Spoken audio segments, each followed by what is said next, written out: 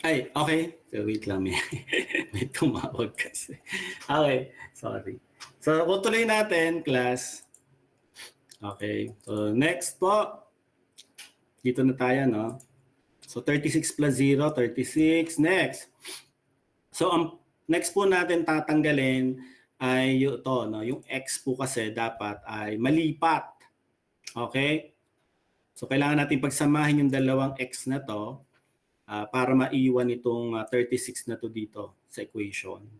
Okay? So, ititira po natin yung 36 dito sa right side while yung 12 pesos x, okay, ay ililipat natin sa kabilang side. Diba? So, dahil ililipat natin to, magiging negative po ito. Kasi ang default po niyan is always positive unless may negative sign. Ano? So, positive po kasi yung sign dito. So, lilipat na po natin. 30x minus 12x. Okay po? Yan. Next, yung 36, may iwan siya dito. Ayan.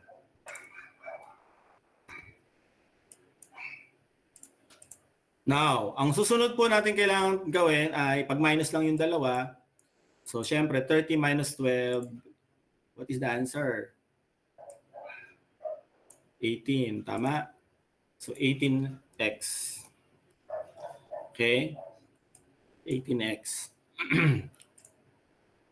Tapos sa kabila naman ay 36. Okay. Now, since may ano pa rito, no?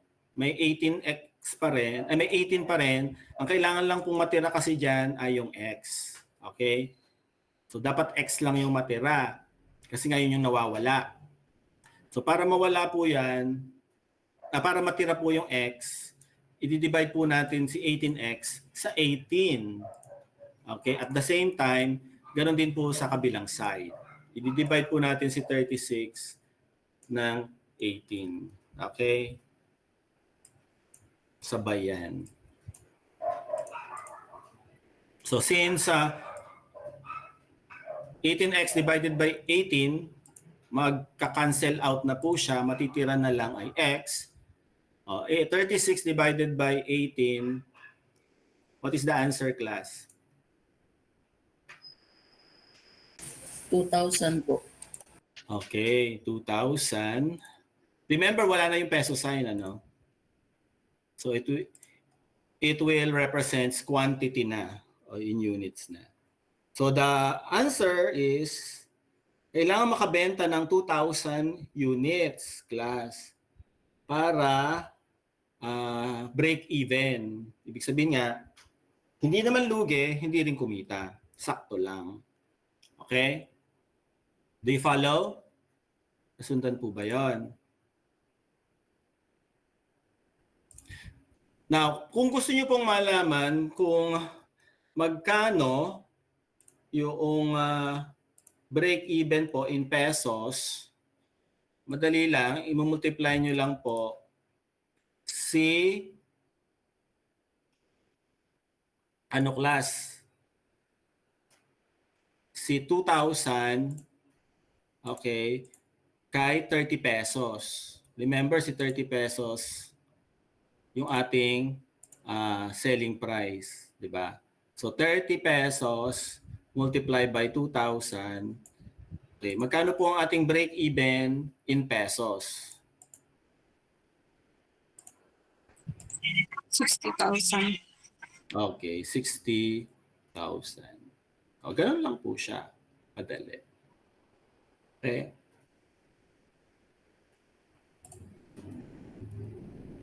Okay, next po. Let us use the next method. Okay, the contribution margin. Now, the contribution margin, class, ay gagawa tayong tinatawag na contribution margin income statement. Okay? So, the contribution margin income statement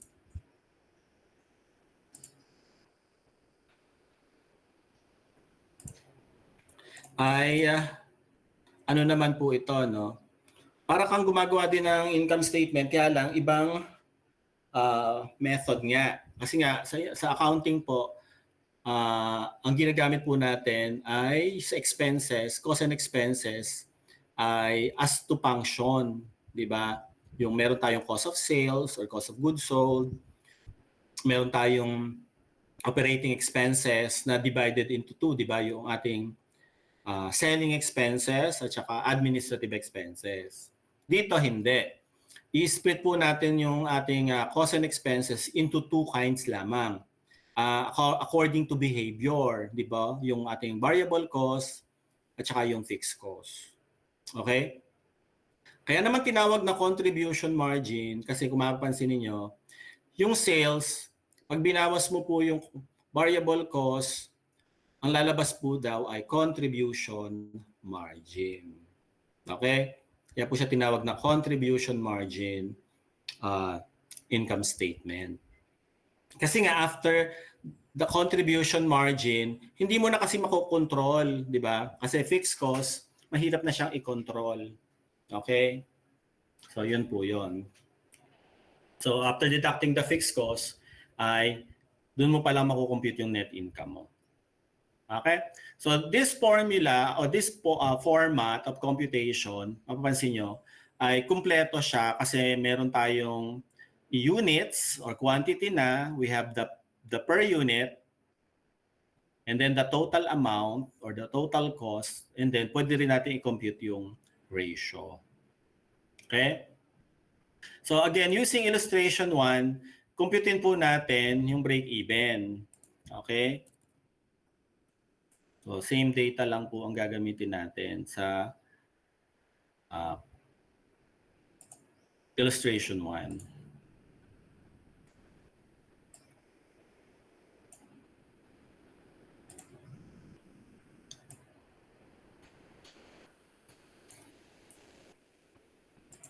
Okay.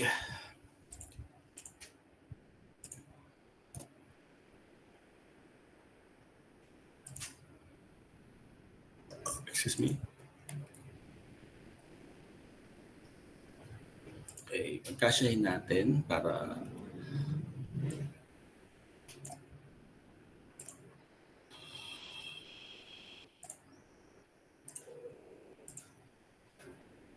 so tanggalin na natin ito. Per unit, okay, yung total amount, okay, and then the unit or the quantity. Okay, so pwede natin slash quantity. Okay. Now, kung pupuntahan po ulit natin yung given, di ba given po yung ating fixed cost, di ba? So isasalpak lang po natin doon sa table, okay, doon sa ating contribution margin income statement, yung 36, total po yun, ano? So dito siya. Okay? So mapansin niyo yung formula is less or minus fixed cost, kaya naka-negative na po siya dito. Ano pa given? Yung per unit. So yung per unit po natin, 30 pesos po yung ating sales per unit. Okay? At lagyan ko lang po ng peso sign. Okay, at yung variable cost per unit natin ay 12. Tama po ba? Kaya kung mapansin niyo, 30 minus 12 is 18. Kung titignan niyo po dun sa ating ano kanina sa taas, yun din po yun, 18. So lumalabas po yung 18 pesos pala na yun is the contribution margin per unit. Okay po ba? And then,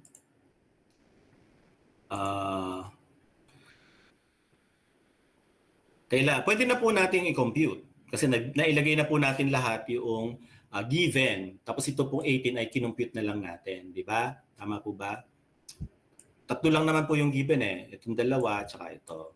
So this one is kinumpute lang natin using this formula. Okay? Again, so kung pong break-even ang pinaka-compute sa atin, ang ano po natin, class, ang net profit po natin or ating net income ay 0. Okay? So 0 po dapat ang ilalagay natin dito.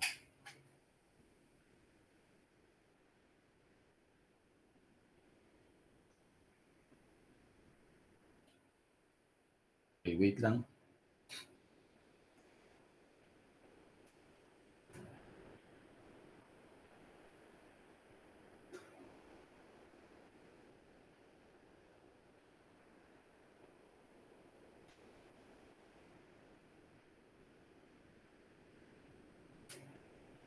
Okay, next po. Remember, kung 0 po yung ating net income at 36 po ito, yung fixed cost, magkano po yung ating contribution margin? Class.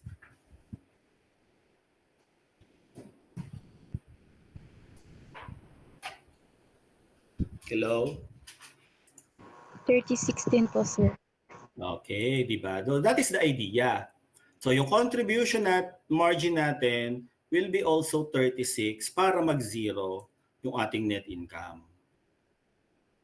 O dahil na-compute na po natin ito, mako-compute na po natin yung ating quantity or unit.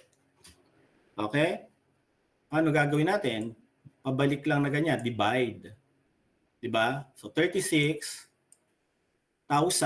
because this is a total amount, divide mo lang dun sa per unit, okay, na 18. So ilan po yung quantity natin or units? 2,000. Okay, so 2,000. Okay, so yun po. So that is the break even. Point in units, 2,000, which is the same here. Tama ba? Parehas lang. Now, remember that yung 2,000 na yan, class, ay pare-parehas lang yan dito. Mula dito, lahat hanggang dyan sa baba na yan, class. Puro 2,000 yan. Okay? Kasi ngayon yung idea, no? So, ilalagay ko na lang dito, 2,000. Okay? Kasi yun na nga yung pinaka-break even mo. So, ibig sabihin, lahat nung ano mo, 2,000 yan, yung quantity. Diba? Ngayon, malalaman na po natin kung magkano yung sales, this one, ano, total amount of sales at break even. O paano po natin malalaman? O de syempre, ano mo lang, i-multiply mo lang ito, yung 2,000 sa 30 pesos. Which is yung sinabi ko rin kanina, di ba? Magkano yon? 60,000. 60,000. Di ba? 60,000 din. O, di ba? Parehas lang. So this is the break-even point naman in pesos.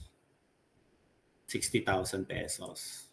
Yung units niya is 2,000. Ibig sabihin, kailangan mo makabenta ng 2,000 para kumita ka ng 60,000. Pero wala kang net income nun. Okay, pero hindi ka rin lugi. Now, your variable cost, matutuos mo na rin, di ba? So, pwedeng multiply mo lang yung dalawa, 2,000 times 12, or pwedeng i-subtract mo lang yung dalawa na to, o yung meaning squeeze amount, ano. So, how much is the variable cost? Total variable cost. 24,000. Di ba? So, ganun lang po siyang kasimple, no? Using the contribution margin. Now, for the ratio naman, class, yung ratio is the percentage. Madali na rin siya i-compute kasi given na yung ating mga data. Pwede pong gamitin ito, yung per unit, o pwede mo rin gamitin itong total amount. Okay? Basta ang tandaan nyo lang, yung sales po natin is always the base. Siya po yung 100%. Ibig sabihin, siya po yung denominator. Kaya ganito po yung mangyayari niya. Diba? Ibig sabihin nun, 30.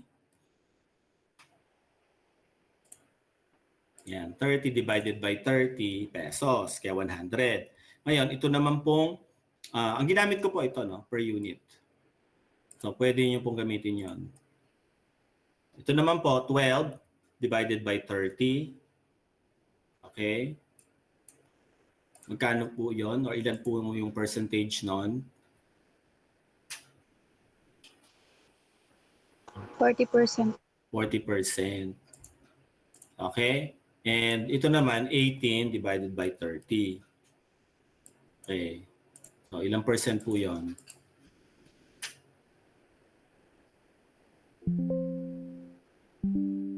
60 po.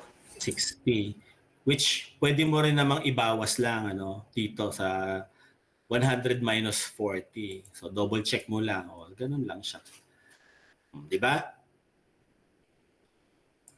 So, nasundan po ba? Now, syempre, dahil nga po 0 to, 0 din ito. Okay? Yan. So, ibig sabihin, 60 din po ito. Okay, ganun po yung mangyayari dyan. Okay. Do you follow? Nasundan?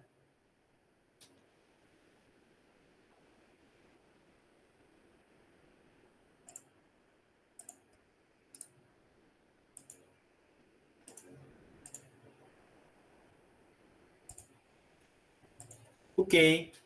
So, next po is the graph. Okay, yung graph naman.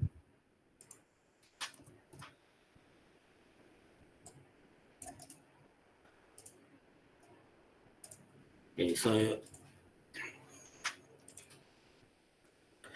yung CBP graph po, okay, so hindi naman, alisin ko na to. Hindi na tayo makakagawa ng graph, kasi nga, naka-online tayo. Pero papakita ko na lang sa inyo yung itsura ng graph, okay, ng isang CBP analysis. Okay?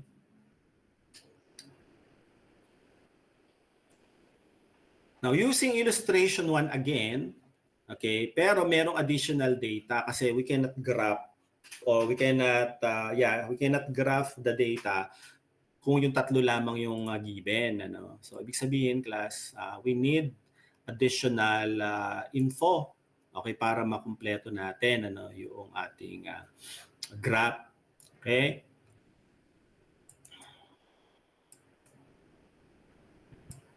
So, magbigay po ng additional data, ito po.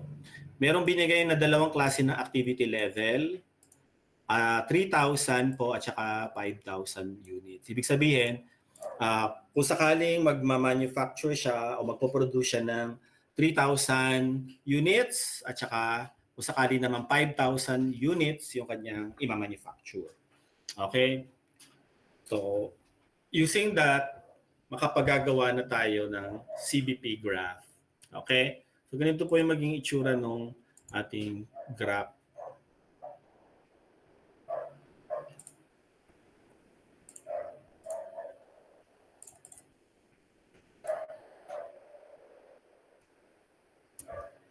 Okay.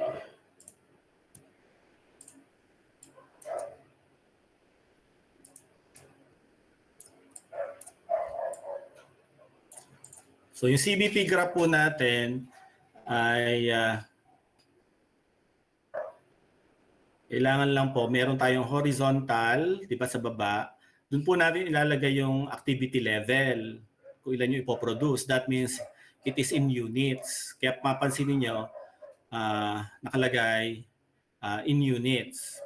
Tapos tinanggal lang po yung tatlong zero para hindi masyadong mahaba yung sinusulat. So for example, 1, 2, 3. Ibig sabihin po noon, 1,000, 2,000, 3,000.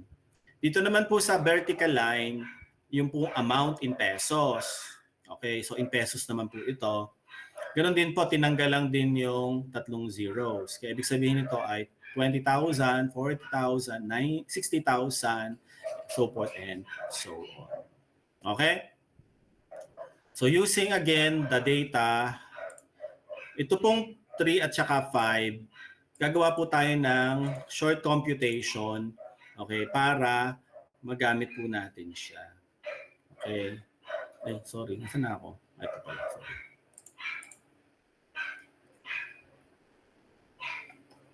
So, gawa tayo ng computation po.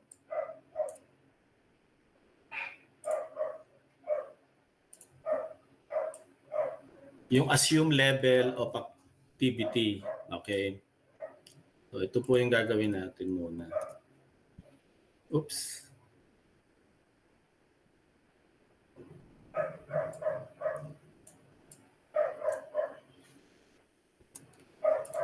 Dito sa ilalim.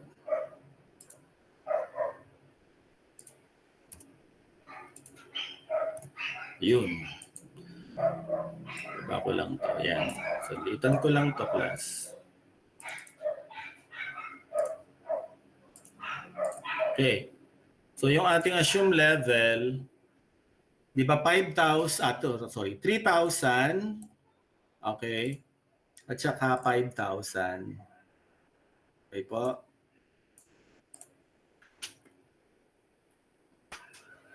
Yung next po, kailangan natin yung fixed cost. Now, the fixed cost is 36. Now, kahit ano pong activity level yan, 1,000, 2,000, 3,000 o ano pa man, ating fixed cost po hindi mababago. Nakapik kaya nga tinawag na fixed cost eh. 36,000 po siya. Okay?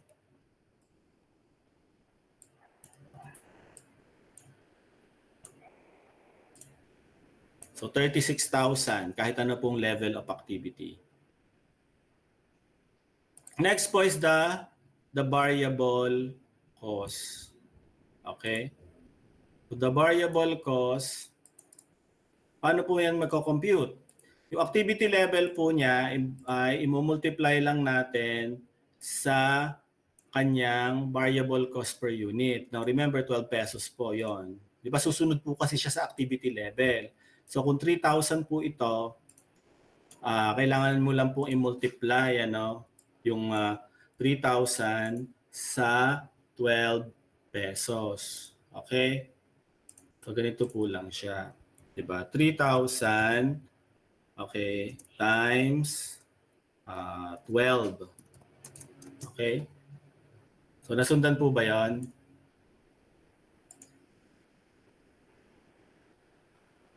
So the answer is 36. Nasundan po ba? Okay. So ganun lang po siya. Ngayon sa isa naman po sa baba 5,000 naman So 5,000 times ano tawag dito? 12 pesos ulit. 12 pesos din po yung niya kasi, no? Diba? Hindi naman mababago yung yung variable cost per unit eh. 12 pesos pa rin yun. So 5,000 lang yung nabago kasi nga tumaas na yung activity level. Okay? So times 12.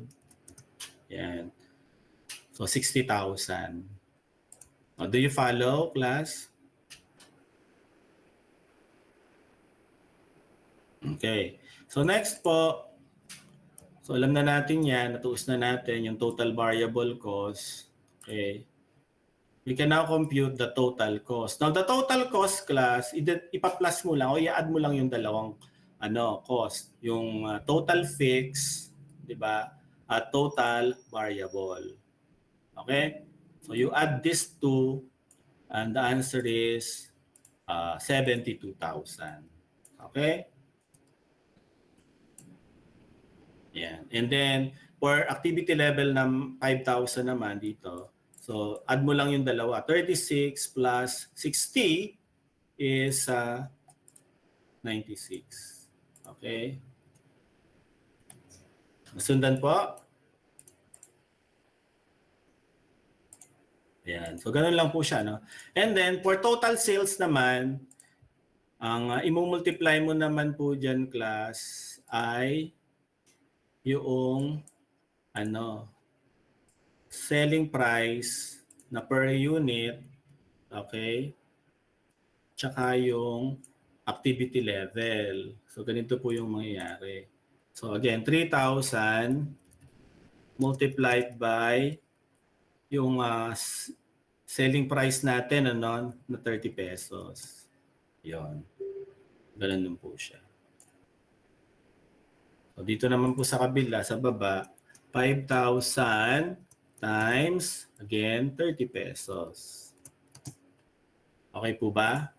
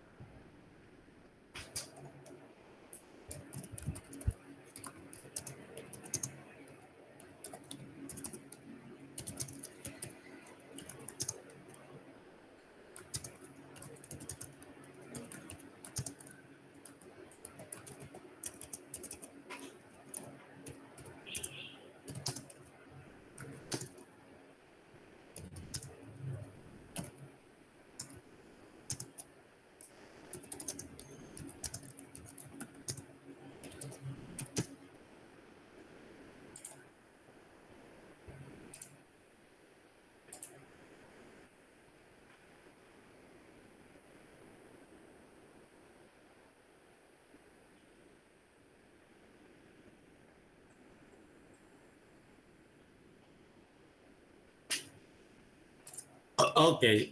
So, continue natin. Nasundan po ba yun, class? Nasundan. Okay.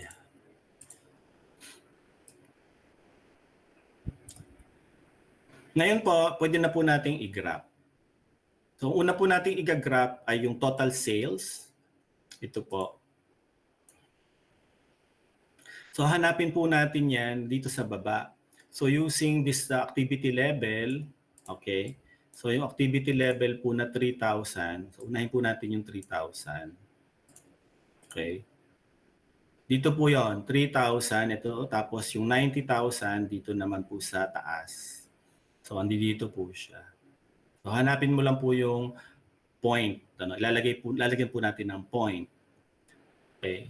Tapos ito naman pong isa, hanapin natin yung 5,000, okay, at saka yung 150,000. So yun po yung gagawin natin. Okay.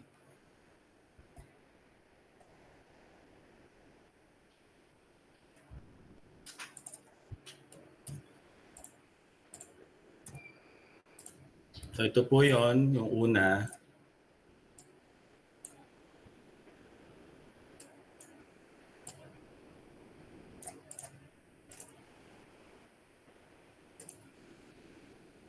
Okay, nasundan po ba to?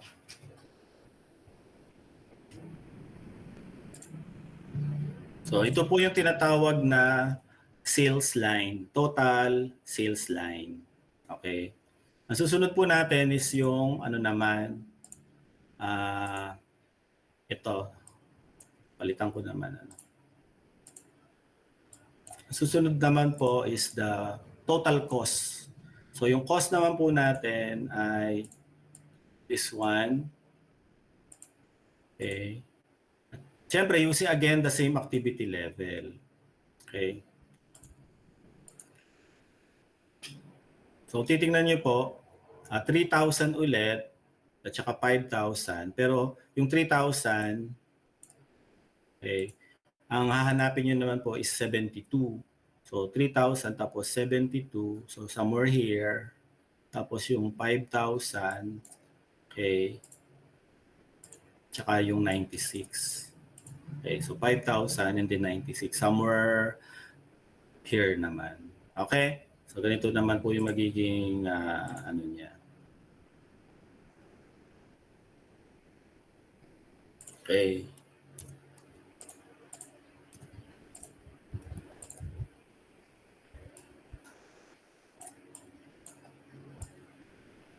Okay? So nakikita po?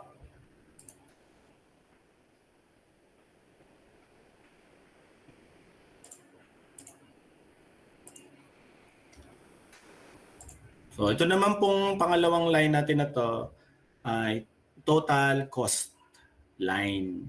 Okay. So nasundan po ba 'yon? Mapapansin niyo po meron tayong intersection, 'di ba? Itong X na 'yan. Ito po yung ating break even. Kung saan po nagkaroon ng intersection. Yun po yung break even point. So, kung mapansin niyo yung break even point in pesos, tignan mo lang po yung peso sign. At yun naman break even point in units, tignan mo lang po yung pababang line. Okay? So, pakita ko na po sa inyo yung, yung buong graph. Okay?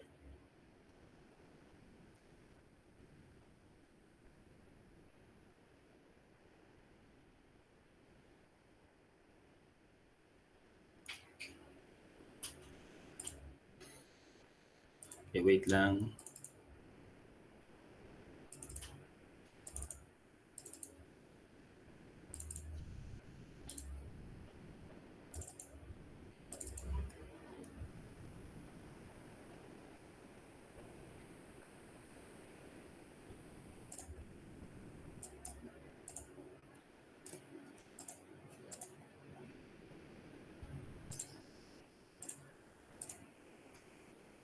Okay.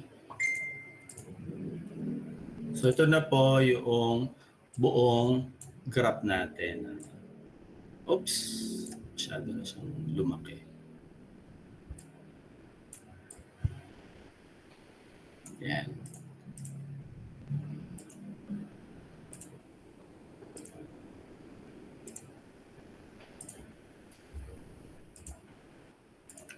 So ayan po yung nakikita ninyo na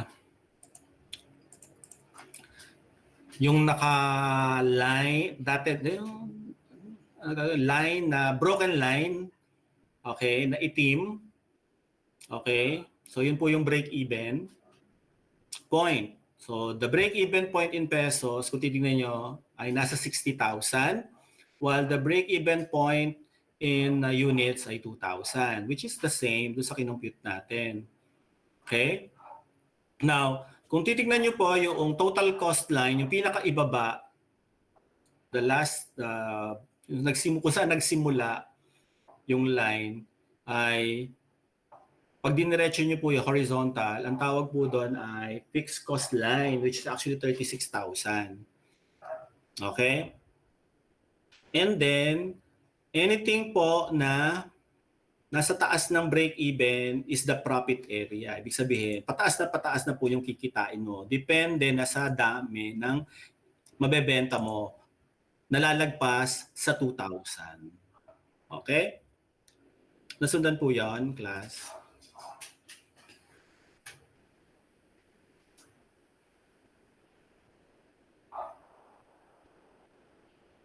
Okay.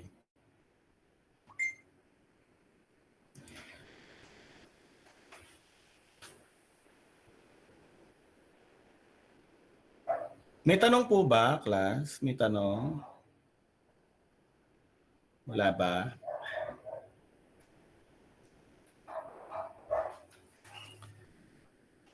Okay, so that is the last method, ano?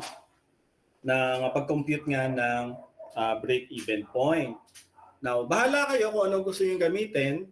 Kung gusto nyo mag-graph, gusto nyo mag-equation, or mag-contribution margin. Okay? Pero yung mga susunod po natin ng mga example, I will use the contribution margin approach. Okay?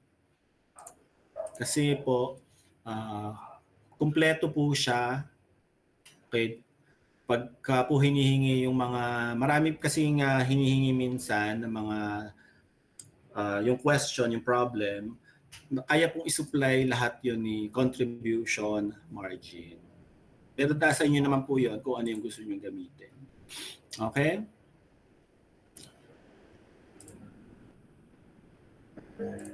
So let us now continue. Punta na po tayo dito sa margin of safety. Okay? So ano naman po yung sinasabing margin of safety? Now, the margin of safety class ay another ano nga po ito, no? Relationship na matutuos natin using the CBP analysis. Kung titingnan niyo po sa formula dito sa figure, ano lang po siya, no? Yung actual or the expected sale.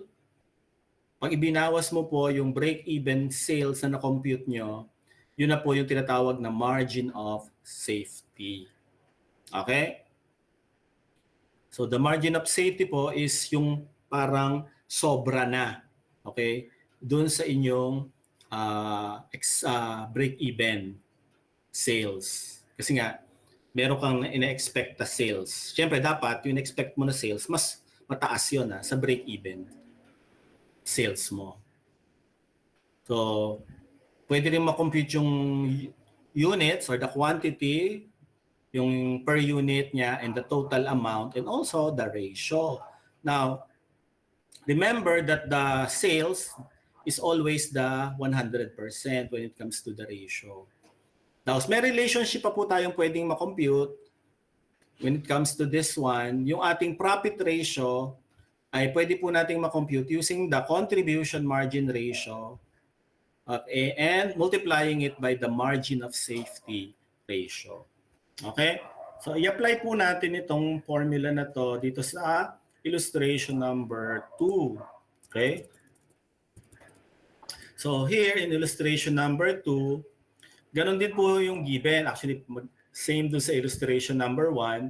Meron pong idinagdag lang, which is the expected sales. So, gusto niyang kumita ng 150,000. Okay? Ang tanong is magkano daw yung margin of safety. Okay? In pesos and in units. Okay? So yun po yung hinahanap. Ano?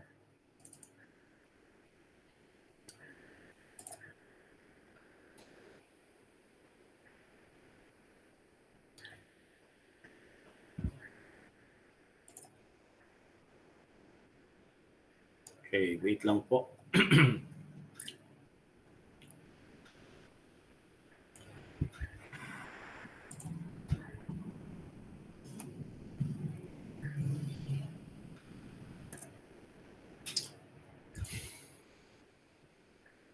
Okay, so applying now the formula. Okay. Ano nga ba yung ating margin of safety?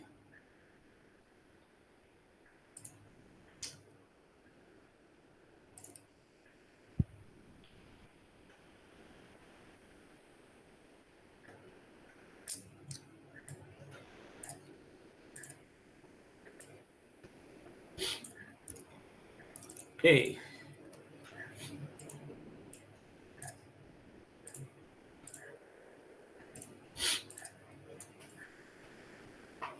So do sa given na data po, again, given po yung ating fixed expenses. Tama po ba? Kaya lang, hindi na po natin kailangan yan dito dahil natuos na po natin yung ating break-even kanina. Tama po ba? Kasi nga, di ba, we use the same illustration. Okay? So, hindi na natin gagamitin yung fixed cost. Okay? Ano lang kailangan natin dito? Yung expected sales po natin, which is 150. So total po yan. So ibig sabihin dito po siya nilalagay. Okay? So the 150,000, dito po siya. Okay? Next po is the break-even sales. O, balikan po natin yung kinompute natin kanina. Magkano po yung ating break-even sales, class?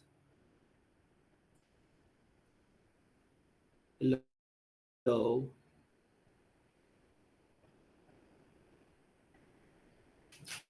Magkano po yung break-even sales natin? Kalimutan na. Yeah, 60,000. Thank you. So 60,000 po yon. At ilan po yung units? How many units 2,000 po? po. Yes, 2,000. Di ba? Now what about the per unit? Yung per unit po natin, hindi mababago. Okay?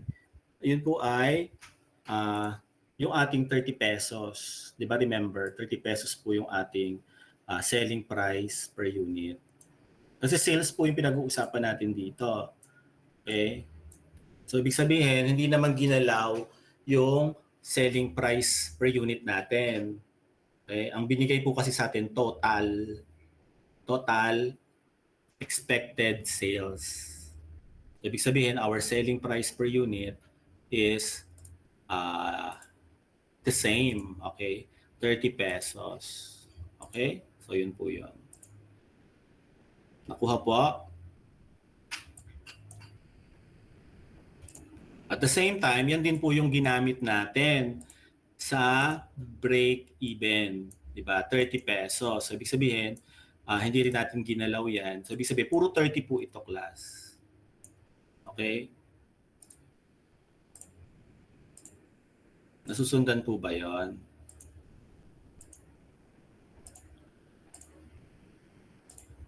Next po is, pwede nating malaman kung ilan yung ating expected na or margin of safety in pesos. Diba? So, ibawas lang po ito, diba? So, expected sales minus 60,000 na break-even. So, magkano po ang ating margin of safety in total? 90,000 po. Okay, thank you. 90,000. Tapos yung ating units, magkano po? Kasi ito, di-divide lang po natin ito, yung total do sa 30 pesos. So, 3,000. Okay. Yung margin of safety is 3,000, tama? Okay. Tapos yung ating ano naman is 5,000. Okay, correct. Thank you. So, yun po yung ating margin of safety is 3,000. So, bali ang nagkaroon po ng changes ay yung ating units. Ano? Kasi nga po, hindi naman natin ginalaw yung per unit. Tapos, siyempre yung ating break-even, na-compute na natin. So, yun po. So, kung sakali daw na gusto mong kumita ng 150,000 pesos, okay? Ang kailangan mong margin of safety or ang margin of safety mo ay 3,000. Okay, ibig sabihin, kailangan kang makabenta ka pa ng more than ng additional 3,000. Okay? Yung di ba kasi nga sa 2,000 class, break even ka na. Wala kang kita doon. So ibig sabihin, you need to sell additional 3,000 para kumita ka ng 150,000. So yun po yung ibig sabihin nun. Now, when you want to compute the ratio o the percentage, again, 100% lang po yung ating sales. Tapos, matutuos na po natin yung ating tawag dito, yung ating break-even and margin of safety ratio kasi hinahanap no? In pesos, in units, at saka yung ratio. So ito po yung units, ito po yung pesos, yung ratio na lang kailangan natin. So again, pwede natin gamitin itong ating total amount. Okay? So ang ating denominator po yung 150. Okay? So parang ito, sabihin ko sa inyo nga na 150 Yan. Over 150. Tapos ito naman 60 over 150. Ito naman 90 over 150. So ilan po yung percent natin?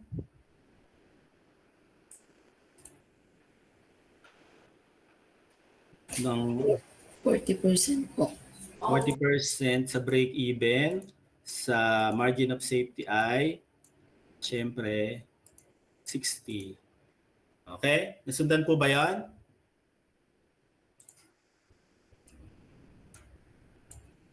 Okay. So, ganun lang po siya.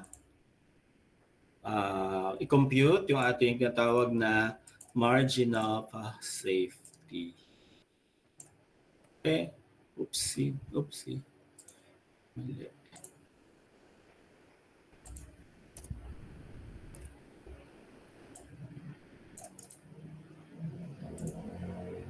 Okay. May tanong po ba tayo? Wala. So let us now move to the another illustration. Okay. So pinatutuos naman po dito ay the break-even sales. Okay. Gusto rin niya pong ipatuos yung expected sales. Okay. At expected profit. So tatlo po yung hinahanap. Ano?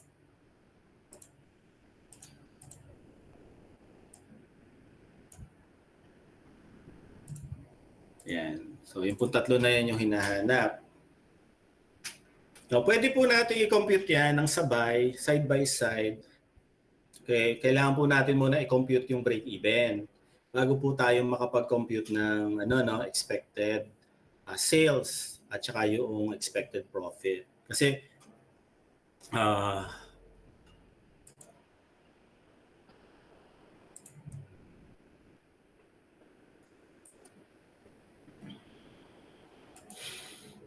okay, so let us compute.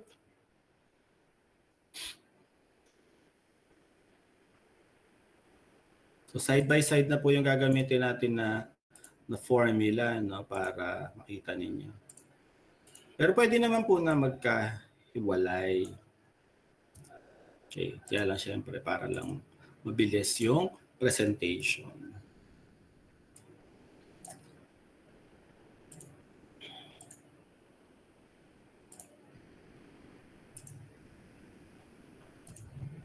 Okay.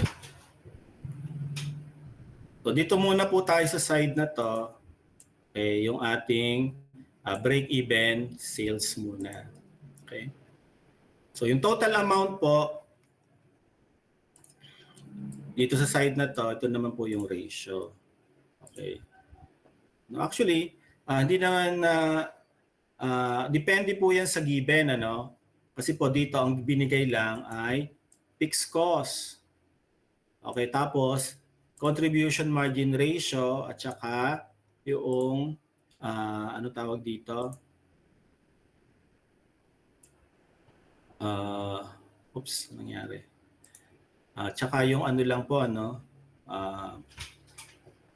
margin of safety ratio. So yun po kasi yung binigay. So kailangan po nating idagdag yung computation ng ratio. Okay? So let's start with the first given, yung fixed expenses. So yung fixed expenses po natin ay dito natin ilalagay. Okay. Now whether po yan ay break even or expected, same lang po siya, 36,000.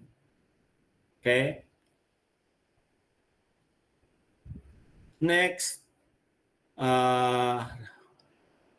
at break-even point, hindi ba, 0 po ang ating profit. Kaya 0 siya. So 0 rin ito. Okay?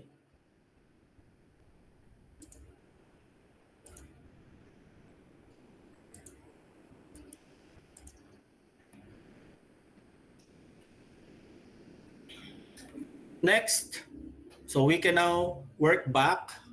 So remember ito, di ba? Yung contribution margin natin at break-even will be equal to our fixed cost. Masusundan po, class. Okay. Now, wala na po tayong ibang given kundi ratio na. So yung contribution margin ratio na po yung gagamitin natin. So dito po natin siya ilalagay. Okay. So this contribution margin, okay, 30 pesos. Dito na po natin siya ilalagay sa ratio. Ay, sorry.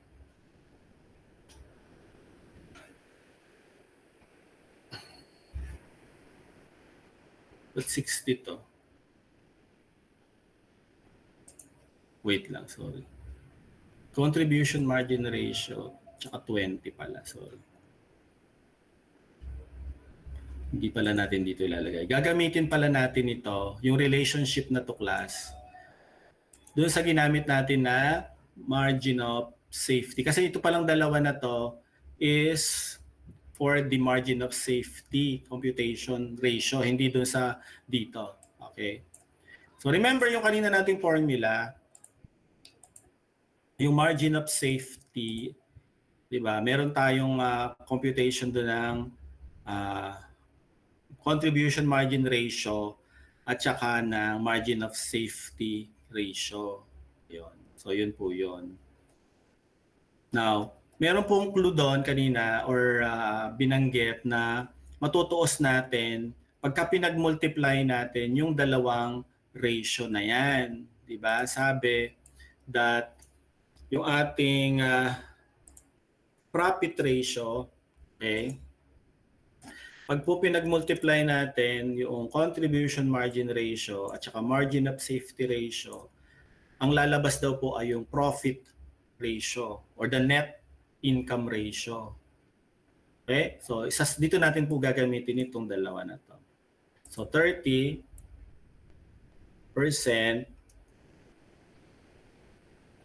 okay, then multiplied by the contribution margin ratio, which is 20%. Okay? So, dito siya.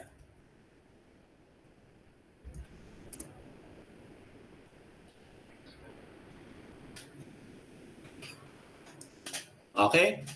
So, multiply nyo po yung dalawa. Kung nahirapan po kayo, decimal po gamitin ninyo. 0. Okay. 0. So, ano po lalabas, class? 0.02. 60% po. Or 6%. Ganito po siguro yun. Ganyan. Tama? 6%. Pag po 6%, 6.066% po yun. Tama po ba?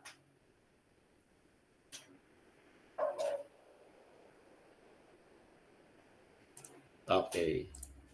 Kasi you need to multiply it by 100 para maging percent. Okay. So magiging na siyang 6%. Ayun po yun. Sundan.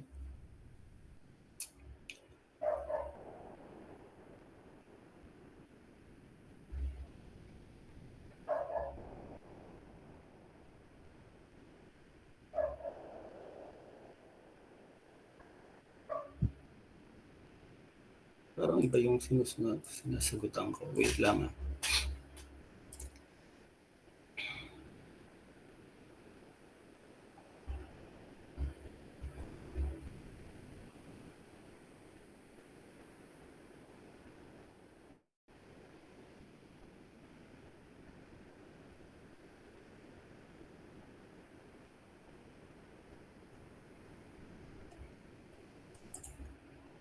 Ito ba yung ano? Wait lang ah. Naliligaw yata ako.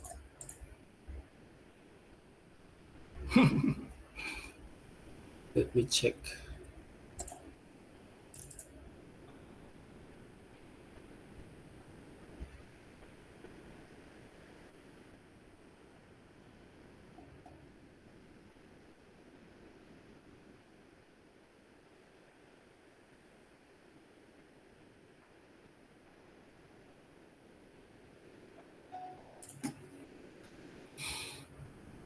Okay.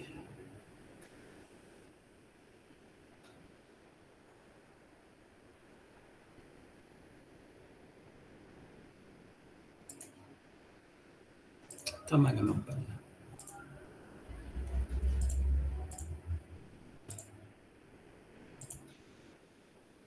Iba lang yata yung nakopya ko.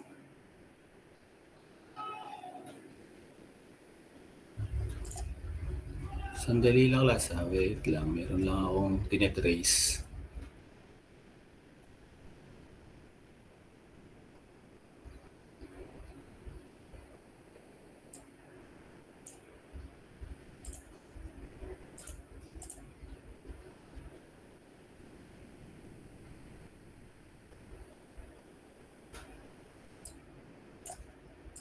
Yun.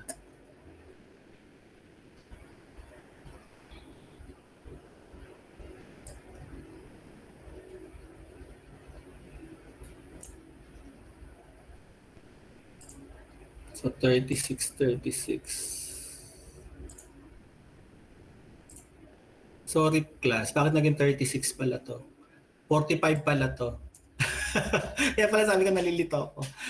Ba't nga ba 36 ang lumas? Iba pala yung nakuha kong sagot. Okay, wait lang ah. Hindi nyo napansin, class. Sorry ah.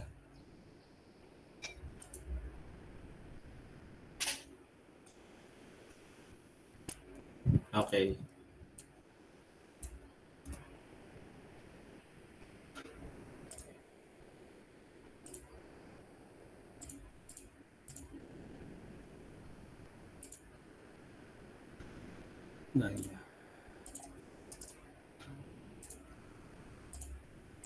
Okay, saan na ba ako?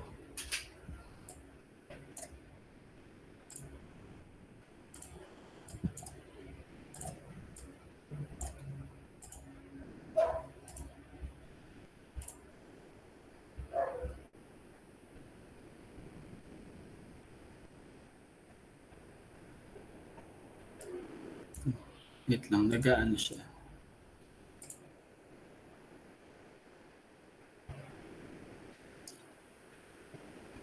Okay, wait. Let me...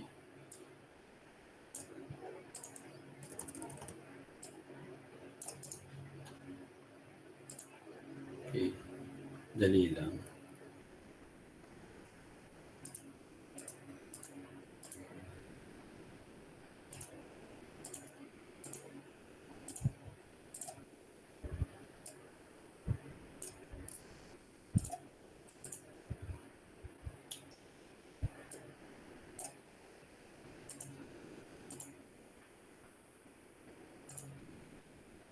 Yun. Okay. So 45. Sorry, bakit ako nalito kanina? Hindi ko napansin. So yun. So 45 po yung fixed expenses.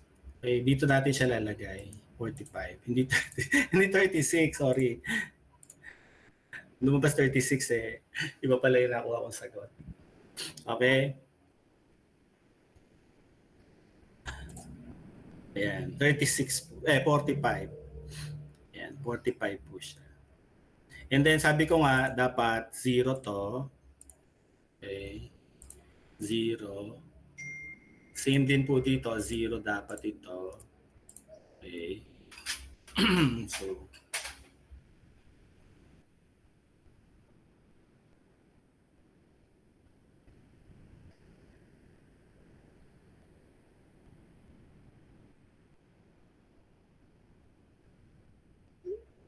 okay, next po ay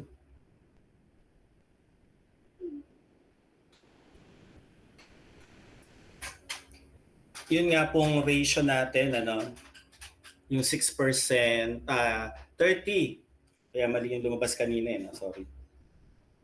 So 30% po yung ating contribution margin. Okay, wait. I will remove this color. Yan. So yung contribution margin natin class is 30%. Okay, so dapat dito nga siya, sabi ko sa inyo. 30. Ayan. Tapos, remember at break-even, yung ating contribution margin at fixed cost ay parehas. Okay, so dahil 30% ito class, okay, pwede na po nating makalaman yung ating break-even sales. Tama po ba?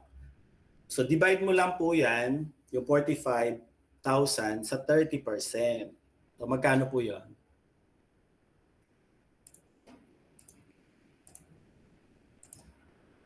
150. 50,000. Kano po? 150. Okay. 150. Now remember, this represents 100%. Okay? So, pwede na po nating malaman yung total variable cost. Diba? Pwede na po nating malaman. Subtract lang po natin yung ating contribution margin sa ating total sales. Ganon din po dun sa ratio. Ganon din po, pwede na po nating malaman. Okay? So, magkano po yung ating variable cost? 105,000. Okay. So, our total variable cost is 105. Yung ratio naman po niya ay 70%. Siyempre, itong ratio ng fixed cost natin ay same lamang para mag-zero out siya. Okay po? Next. Pwede na po natin, so nasagutan na po natin ito. Yung una. So ito po yung sagot. Break-even sales. Now, next po yung actual at saka, expected sales and expected profit. Okay? Now, remember na tuos na natin ito, no? So yung ating profit ratio or net income ratio is 6%. So dito natin siya ilalagay.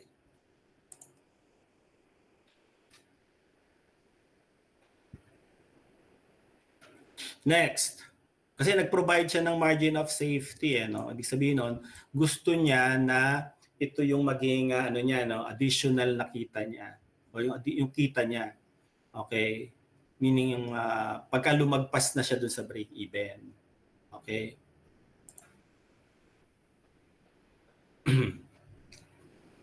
So using this, pwede na natin pong buuin yung ating expected sales.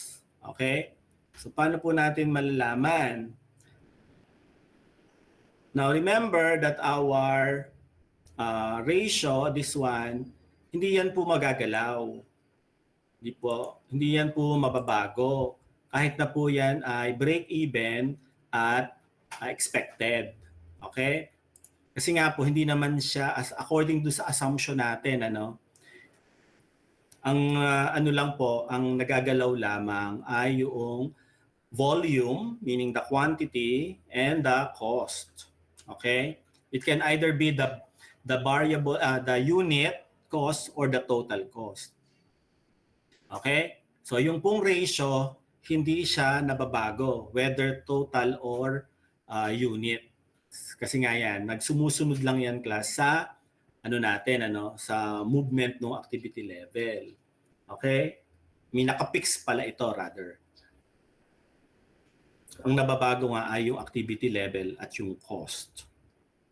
So ibig sabihin class, itong 100, 70, and 30 ay parehas lamang dito sa expected sales.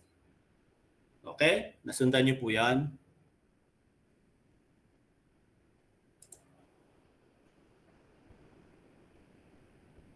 Hello? Nasundan po yan, class. So parehas lang yan hindi yan mababago. Whether break-even or expected. Pero dahil dito class, remember, dito kasi sa break-even, zero nga yung ating net income. Kaya yung ating fixed cost, 30% din. Okay? Pero dito class, kung napansin niyo dahil meron tayong profit ratio na 6%, ibig sabihin, mababago yung ating fixed cost. ratio. Okay? So, ilan po yon? 24. 24.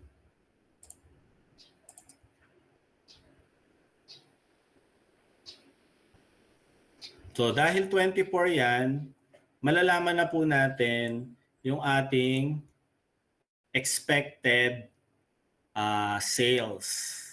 Pag i-divide nyo po yan, 45,000 divided by 24%. Magkano po yon? 187,500 po. Okay. So, yun po yung ating expected sales.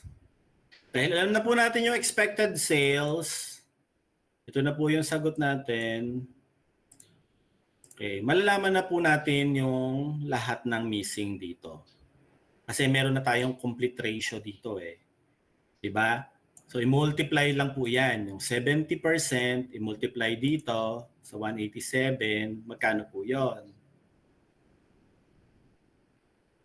131,250 po. Okay. Thank you. Tapos, matutuos nyo na po yung susunod. Pwedeng i-multiply nyo sa 30% itong 187 o pwedeng ibawas lang itong dalawa. Pagbawasin, okay, so 56,250. Now, yun pong profit or the net income, pwede pong gamitin yung 6%, i-multiply dito, or i-subtract mo na lang po yung 45 dun sa contribution margin. Okay, so there are many ways to compute, ano. Basta given na po yung ating ratio, complete ratio, and also na-compute na natin yung expected sales. Kasi siya po yung base eh. So the answer, the last na hinihingi, is the expected profit. Okay? So nasundan po?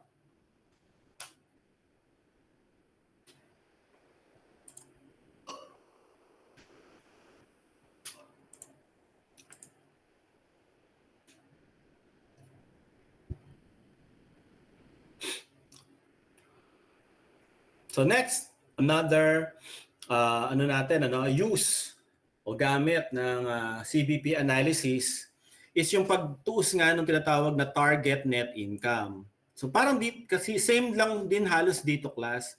Okay, kasi ito expected profit din naman yung hinanap. Okay? So ito target net income. So ganun din siya. Okay, kaya lang dito class hindi nagbigay ng direct na target net income ratio. Ang binigay ay margin of safety, 'di ba? At saka yung contribution margin. Ginamit natin siya para ma-compute yung profit ratio. So dito nagbigay. Okay, which is 20, actually hindi siya 28%. Papalitan ko 'yan. Okay?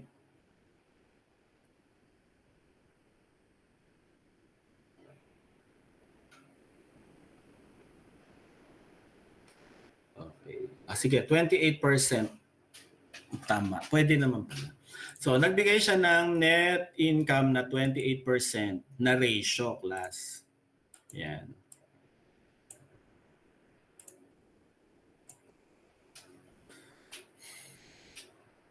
So, yun ang gagamitin natin po para matuos, okay, yung target net income. Okay?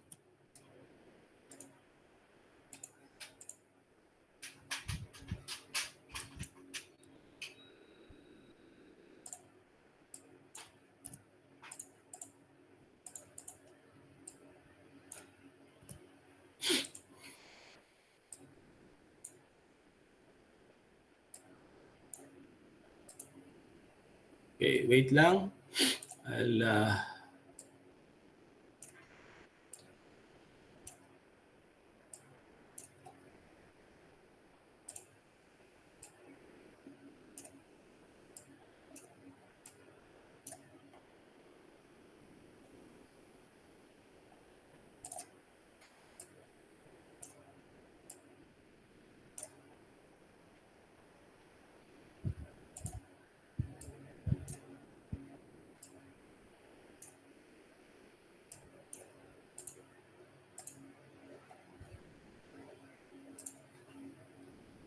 Okay.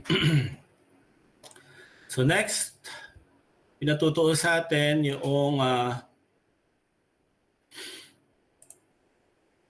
units, ilang units ang dapat mabenta or quantity ang dapat mabenta. Okay, yun po ang pinapahanap sa atin. Tapos ang gustong net income ay 28% of the net sales. Okay, so meron siyang target net income. Okay, tapos gustong malaman kung ilang units yung dapat niyang mabenta para ma-reach niya yung target net income na yun. Okay?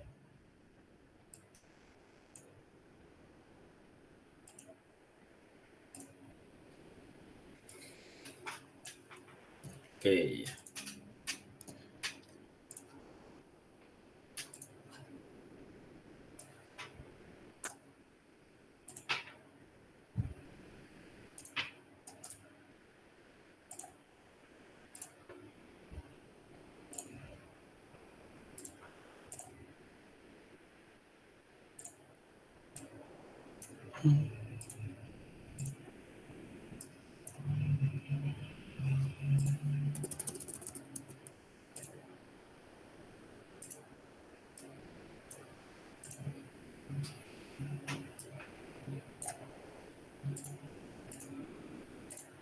Okay.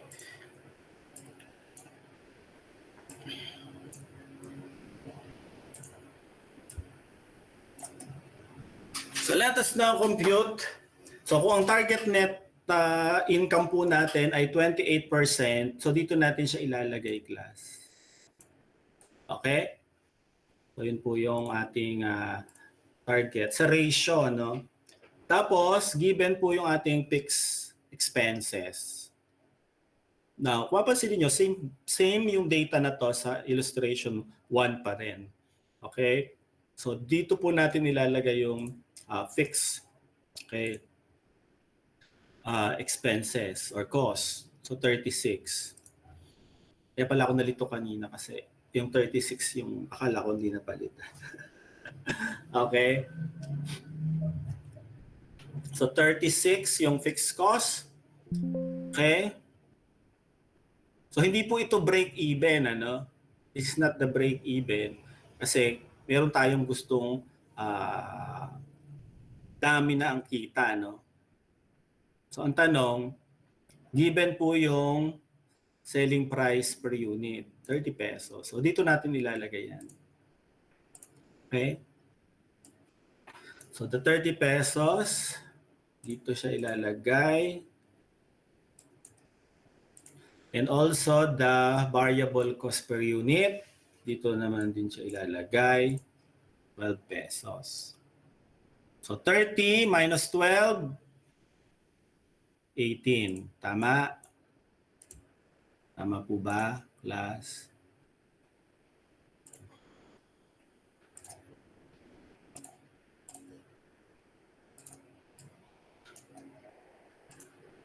So ano susunod?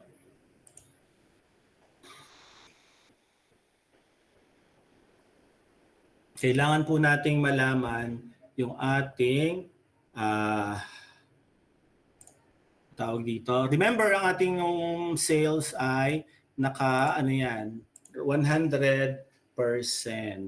Okay? 100%. So ano pa kailangan natin para malaman natin yung ating target sales in units? So pwede po natin gamitin ang ratio, yung percentage. Okay? So ito po yung gagamitin natin. Diba? Sabi ko sa inyo, pwede nyo itong gamitin kasi hindi siya nababago. Unless meron siyang, sabi nga, doon sa problem may ginalaw. Pero dito, wala fixed to siya. Okay? So using ating per unit, okay? So sabi ko nga, 30 over 30 is 100. Okay? 12 divided by 30 is ilang percent?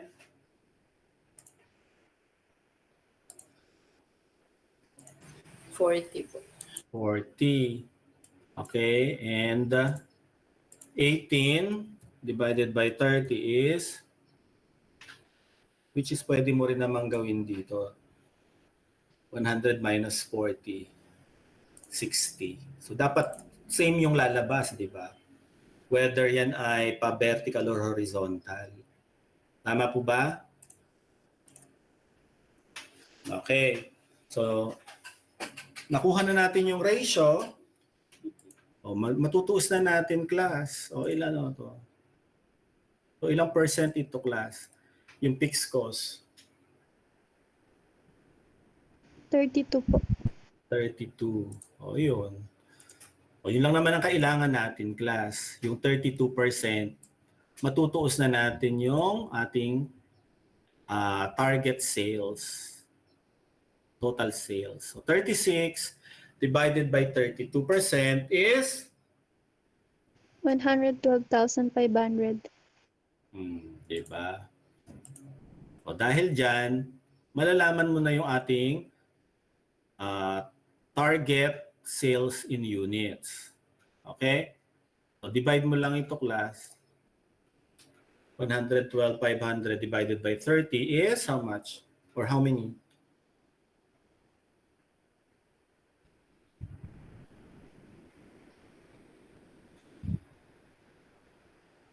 Ilan po? 3,750. Okay. So, yun. That's it. So, ibig sabihin, you need to sell 3,750 units or quantity para kumita ka ng 28%. Okay? So, madali na natin ikumpletuhin ito. So, kopyahin mo lang yan. Sabi ko nga ito, the same na yan. Ano? Hindi na yan mababago. Okay? Puro 30, ano yan? Puro 37 yan. Okay? So, multiply mo na lang na ganyan. O kaya, there are so many ways na to compute. Pwedeng ratio ang gamitin mo using this one. Okay? So, dito, multiply mo lang sa 40, 60, or pag ganyan. Pa horizontal, okay, pwede rin. So, your contribution margin is 67,500. Okay? Then, ibawas mo yung 36. So, yung target net income mo is 31,500 in pesos. Okay? Nasundan po ba? Pero actually, ang tinatanong ay ito. Yung units. So, question? May tanong?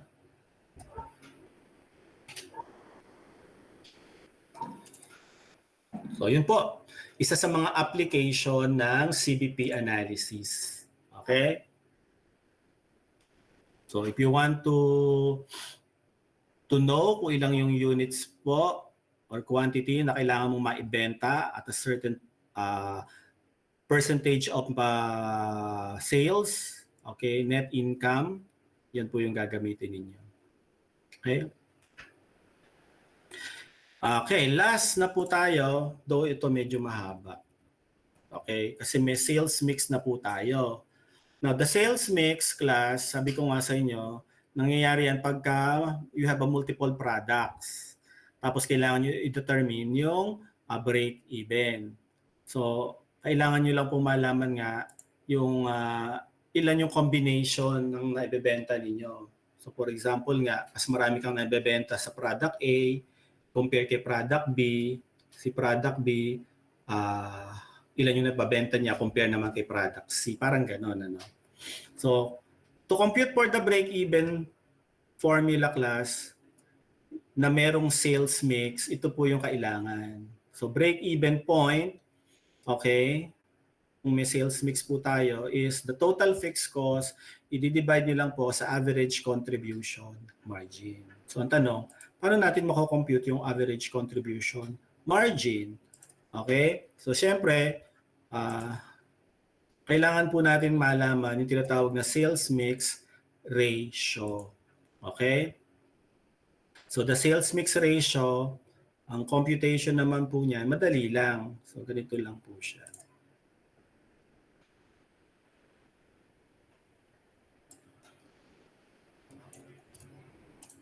So, using the illustration, number 5, we have 3 products, C2, 3, and 4. Okay? Given po yung kanyang mga selling price per unit, the variable cost per unit, and also the unit sales. So ito pong unit sales na to ang gagamitin natin for the sales mix. Di ba? Kasi nga yan yung pagbabasihan natin kung sino yung mabenta at sino yung hindi masyadong mabenta. No? So using this, okay, ito po yung ating formula or computation of the sales mix ratio. Okay? So yung unit sales po, di ba, 15, okay, 20, and 5. So total po niyan, okay, is 20,000 units. Okay? So yun po yung pinaka-total. 40 rather. 40,000 units. Now, to compute for the ratio, o yung tawag natin na, ito po yung fraction. Diba? 15,000, tanggalin nyo yung 0, divided by 40. Okay? So, yun po yun. Nakuha po ba? 20 divided by 40 at 5,000 divided by 40. Okay? So, yun po yung fraction. Ngayon, kung gusto nyo makakompute yung ratio, okay, divide nyo lang po. So, I will use how many decimal? Depende po, ano? 3 decimal po. Okay, yung ginamit dito. So, in decimal point na lang po, hindi na po i-percentage. Okay? So, pwede rin naman i-percentage. It's up to you. Okay? Just multiply it by 100. Ano?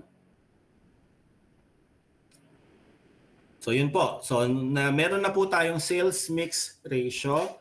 Ang susunod po nating i-compute class ay yung ating average contribution margin per unit. Okay? So, yun po yung susunod natin na i-compute. Okay, so the average contribution margin per unit.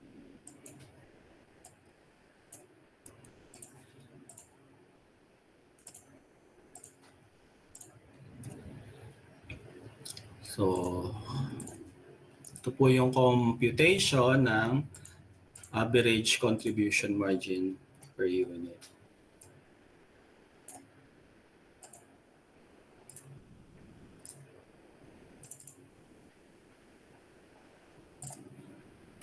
Now, given po yung ating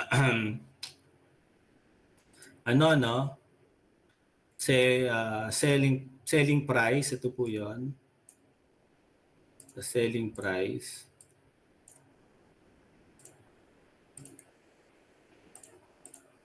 So dito po natin siya ilalagay. Yan. So, our selling price per product po, ano?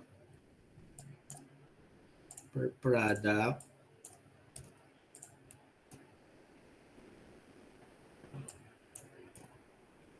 Okay. Nasusundan po ba, class?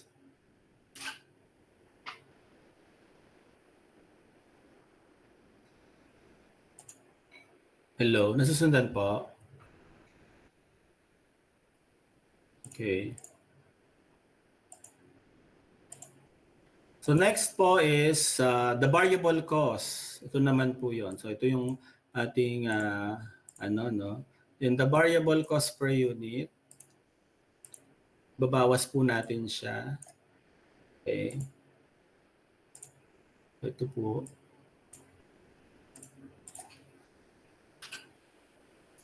Para ma-compute na po natin yung contribution margin. So, di ba? Ito na po yung contribution margin.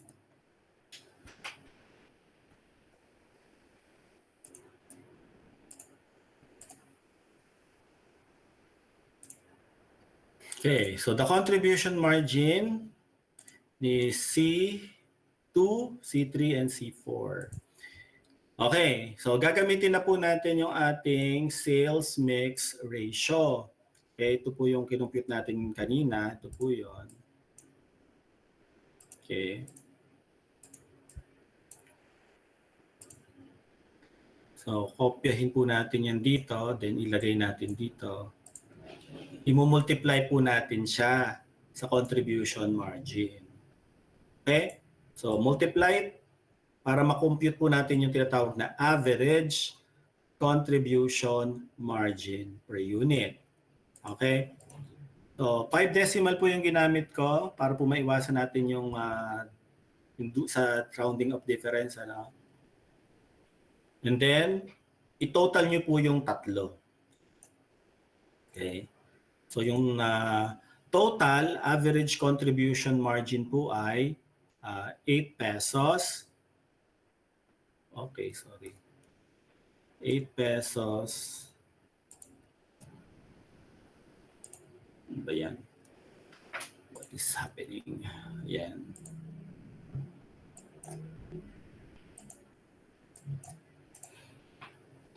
$8.59375. Okay? So, yun po yung average or total average contribution margin. So, hindi pa po tapos kasi nga kailangan pa natin i-compute yung tinatawag na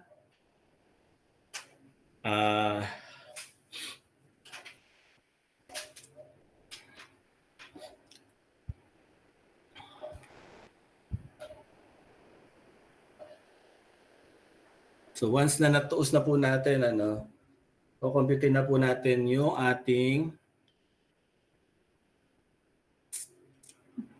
break-even.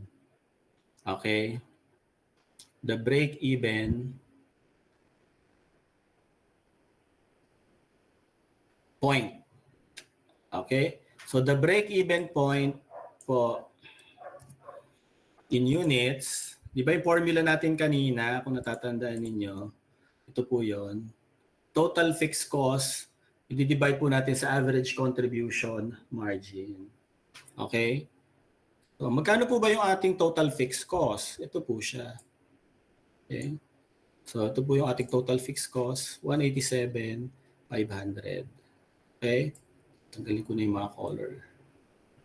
Color natin. Yan. So 187,500 po yung total fixed cost. Di-divide po natin doon sa ating average contribution margin na na-compute. Ito po yon, yung 8.59375. Okay? So ito po yung computation natin.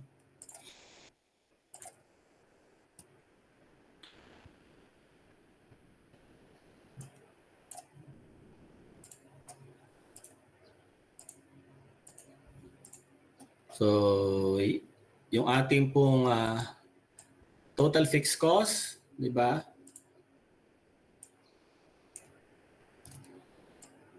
Okay. And yung ating contribution margin, average contribution margin. So, i-divide lang po yan. Ano po lalabas, class? Yan. So, 21,818. So, rounded na po natin. Kasi nga, hindi naman natin siya magagamit yung decimal niyan. Sa totoong product, syempre, buo. Okay? So, yun po ang ating break-even point in peso, in units. Okay?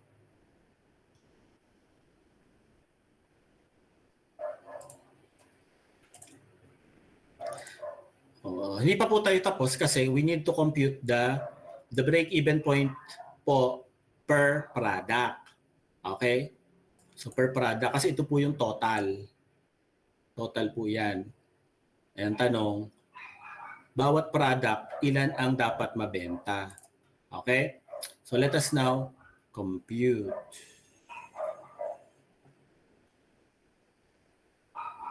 So last na po ito, pinakahuli na to. So to compute now the break-even point in pesos, okay, and yung o units per product, okay. Ayan.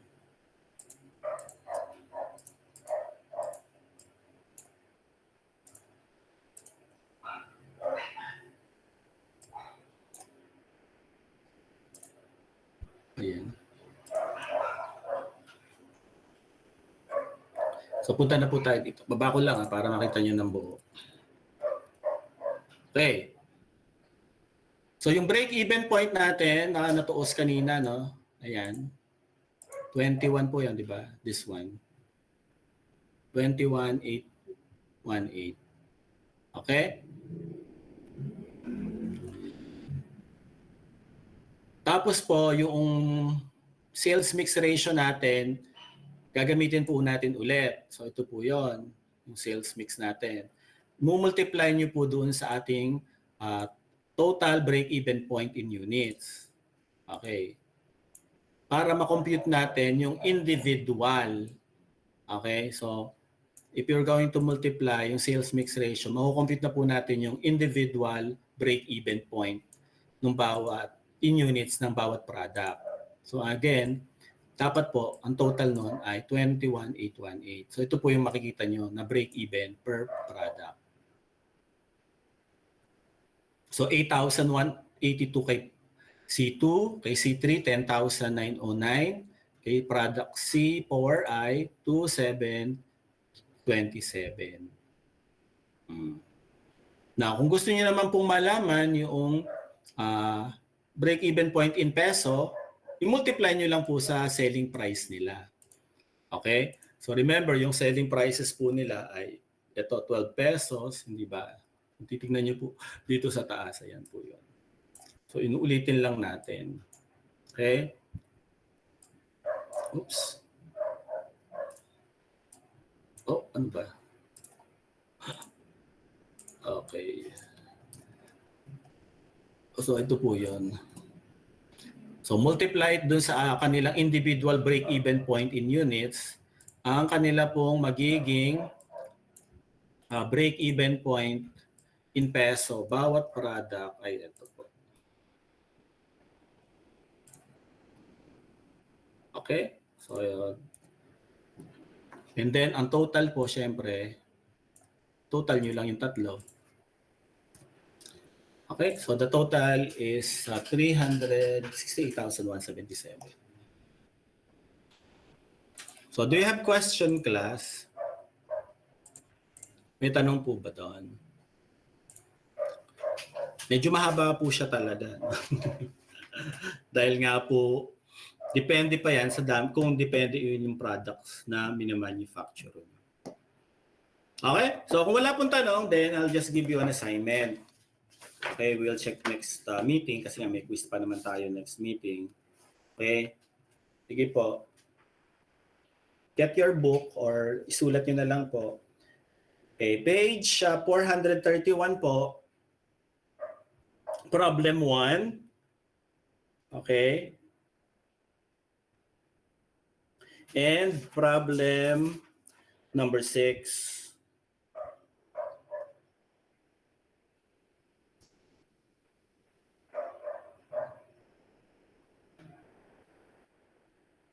Okay po.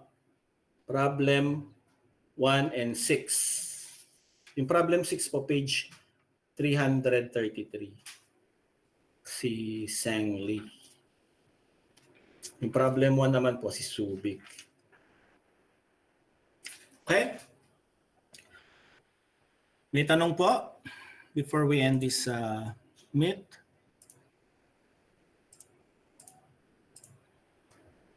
Wala.